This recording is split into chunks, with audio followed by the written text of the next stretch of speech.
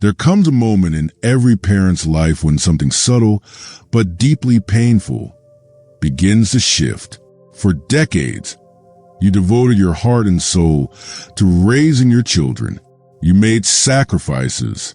You stayed up late to help with homework, skipped meals to ensure they were fed, missed out on your own dreams so they could pursue theirs. You held their hands through heartbreak, clapped through every recital and game, and watched them grow into adults. But somewhere along the way, something changed. Maybe they no longer call like they used to. Maybe when they do, the conversations feel rushed, cold even. Maybe they talk down to you or disregard your opinions. Maybe they make decisions without involving you, or worse, they make you feel like your role in their lives is optional. If this sounds familiar, you're not alone. Millions of parents go through this painful transformation, feeling confused, frustrated, and sometimes even betrayed. And here's what makes it worse. This isn't just about feeling disrespected. It's about feeling invisible, forgotten, like you've gone from being the cornerstone of their world to a background character in their story. But here's the good news. You are not powerless. Respect isn't something you have to beg for. It's not something that fades forever with time. It's something you can rebuild quietly, confidently, and without confrontation. And today, I'm going to show you exactly how to do that. In this video, I'll share 6 powerful, research-backed, emotionally intelligent actions that can help you regain your children's respect without shouting, pleading, or guilt-tripping. These aren't tricks. They're mindset shifts and behavior changes that will transform how your children see you, and more importantly, how you see yourself. So, let's get started with the first action. Action number 1, stop chasing their approval. Let's be honest. Parents love their children deeply. That love is pure. But sometimes it leads us into unhealthy patterns, especially as our children grow older. We start trying to earn their approval like it's a reward we need to feel whole.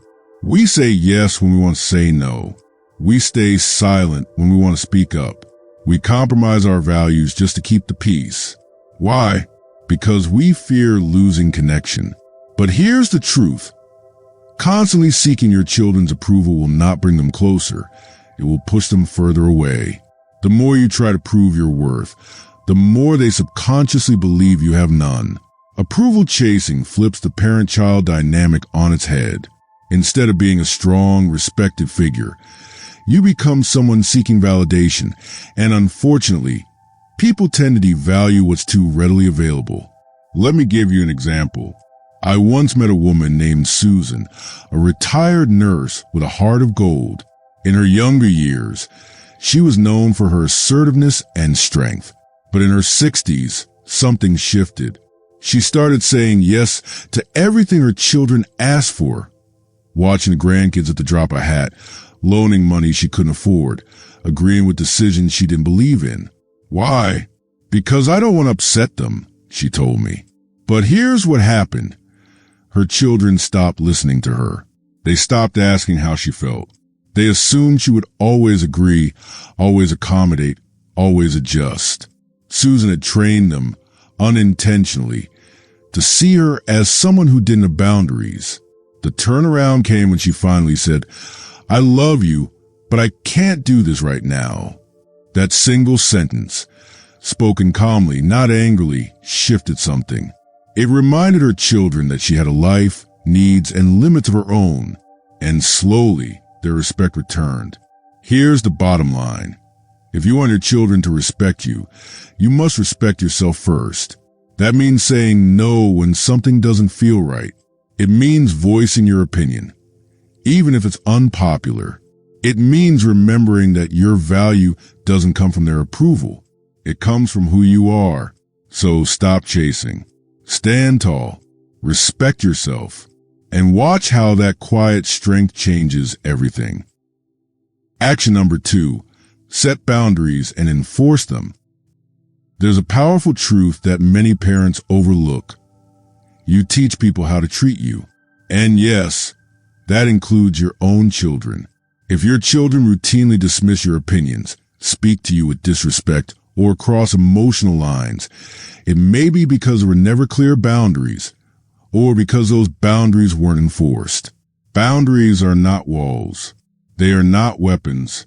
They are the invisible lines that define where you end and others begin. They communicate what is okay and what is not okay. Without boundaries, relationships become murky. People overstep, and resentment builds. Take a moment to think about this. Have you ever let something slide because you didn't want to cause conflict? Have you ever stayed silent when your child said something hurtful because you didn't want to seem too sensitive? Or perhaps you gave in when you were uncomfortable just to keep the peace? That's very common and very understandable. But here's the consequence. Every time you let someone step over your boundary without addressing it, you send a message. And that message is, this is okay. Let me tell you about a man named Leo, a devoted father in his 60s. He was the kind of dad who always showed up: soccer games, dance recitals, late-night emergency calls, you name it, he was there. But as his children became adults, something shifted. They began to treat him more like a personal assistant than a parent. They'd call only when they needed something, ignore him when he expressed his own needs, and even criticize his life choices. At first, Leo tried to stay silent. He told himself, they're just stressed. They're busy. They don't mean it. But the more he tolerated, the worse it became. Eventually, Leo realized something crucial. If he didn't start respecting his own boundaries, no one else would either. So he began setting small, clear limits. When one of his children asked him to babysit on short notice, he said, I love spending time with my grandkids, but I already have plans. Let's schedule next time in advance. When another made a hurtful comment about his retirement lifestyle, he calmly responded, that's not something I'll tolerate. If we're going to talk, it needs to be respectful. At first, there was resistance. There always is. But over time, his children adjusted. They realized he wasn't trying to push them away. He was simply asking to be treated with dignity. And because Leo began valuing himself, they started valuing him too. Boundaries create safety, not just for you, but for your children as well. They may not realize it consciously, but when you set and enforce healthy boundaries, you model emotional maturity. You show them how to treat others, how to protect their own well-being, and how to create lasting, respectful relationships. And here's the best part. When you set boundaries, you gain peace. You stop feeling like a doormat, and you start feeling like a whole person again. That's when true respect can grow, naturally, authentically, and without resentment. Action number 3, don't argue, lead by example. It's natural to want to defend yourself when you feel disrespected. But here's something most parents learn the hard way.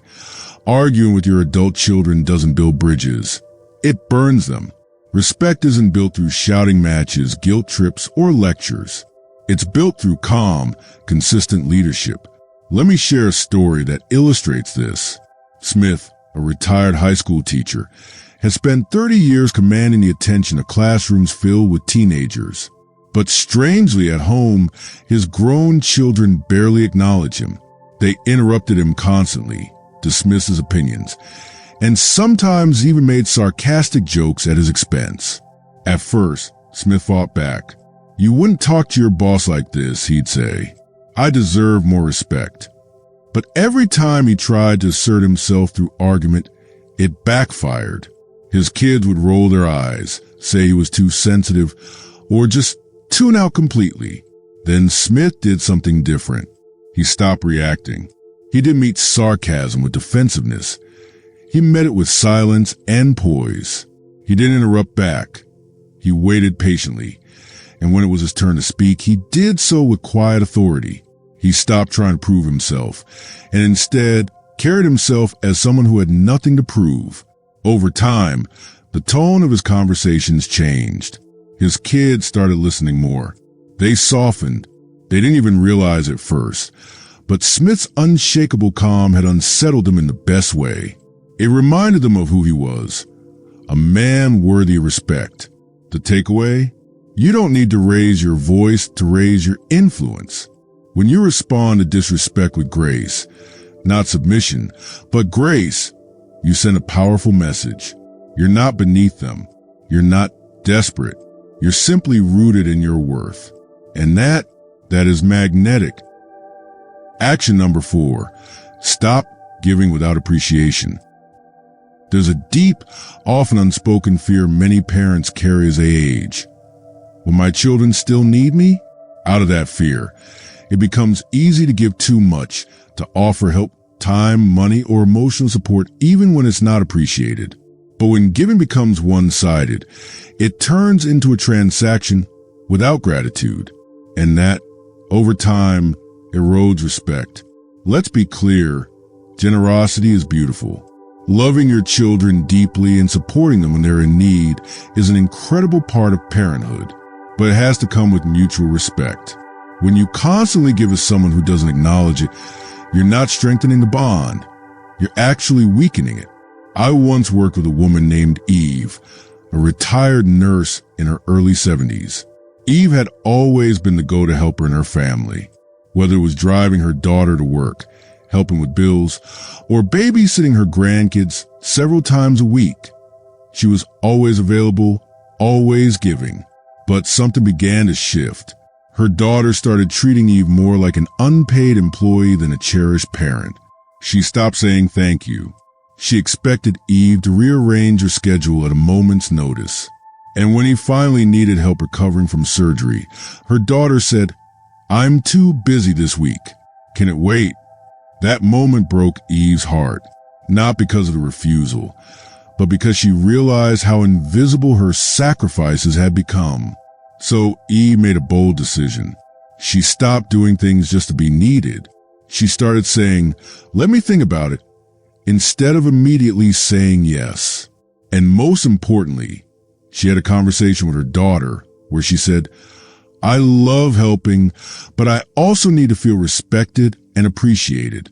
If that's not there, I need to pull back." It wasn't easy, but over time, something incredible happened. Her daughter started saying thank you.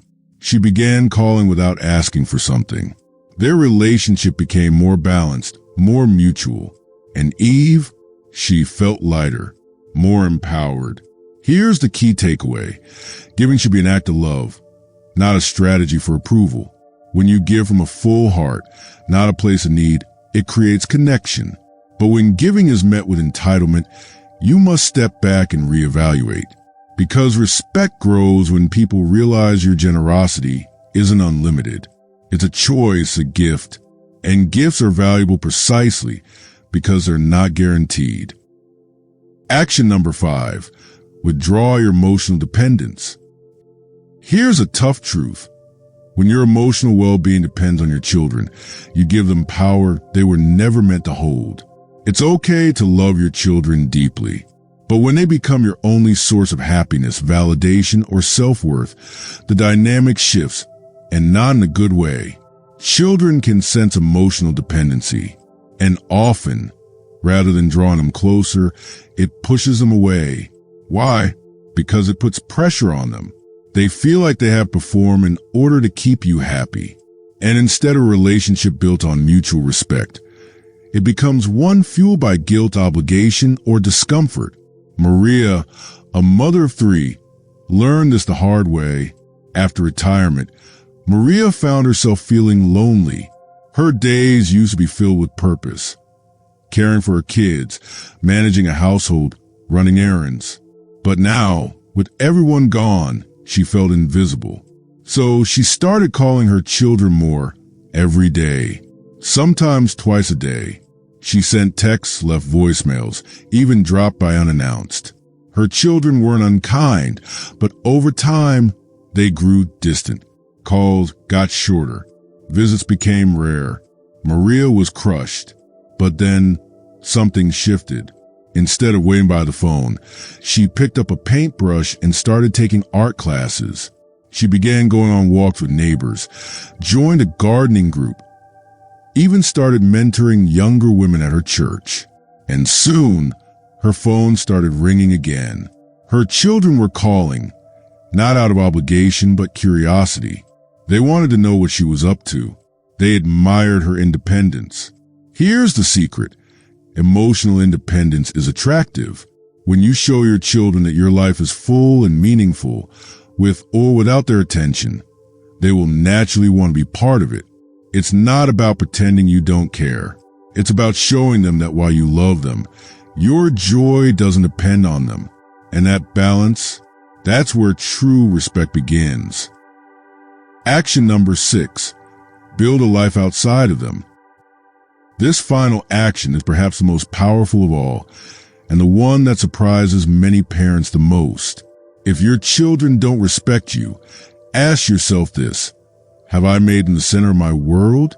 Because if you built your life entirely around their happiness, their needs, and their schedule, they may have started to see you as an extension of their lives, not as a person with a life of your own.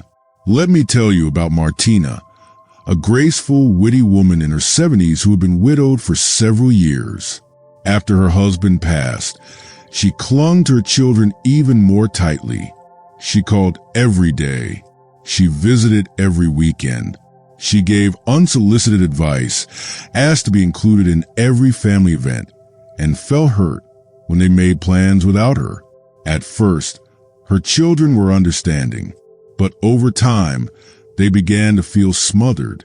They started pulling away, not because they didn't love her, but because they felt like they couldn't breathe. They didn't see her as independent anymore. They saw her as someone clinging to their lives, desperate for relevance. Then Martina did something transformative. She took a step back. She joined a painting class at a local community center. She began volunteering at a shelter. She started going on day trips with friends and even booked a solo cruise.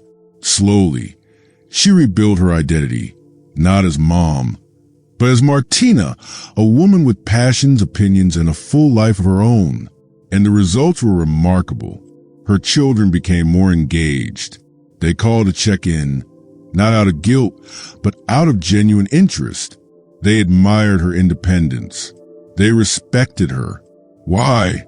Because she no longer needed them to feel whole. She was whole already. This is the core truth.